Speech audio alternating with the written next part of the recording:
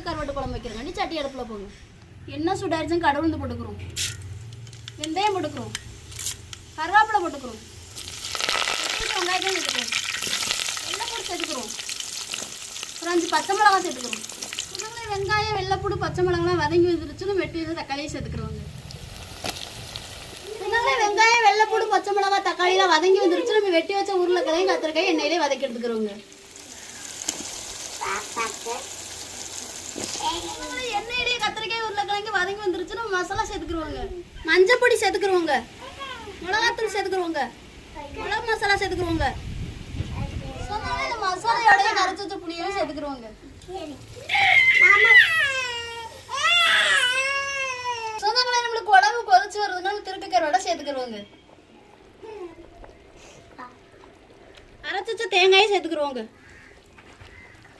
தேவையான உப்பு சேர்த்துக்கிறோங்க. சொந்தங்களே திருக்க கருவாட்டு குழம்பு ரெடி ஆச்சு. இறக்கி வச்சுக்கலாம்.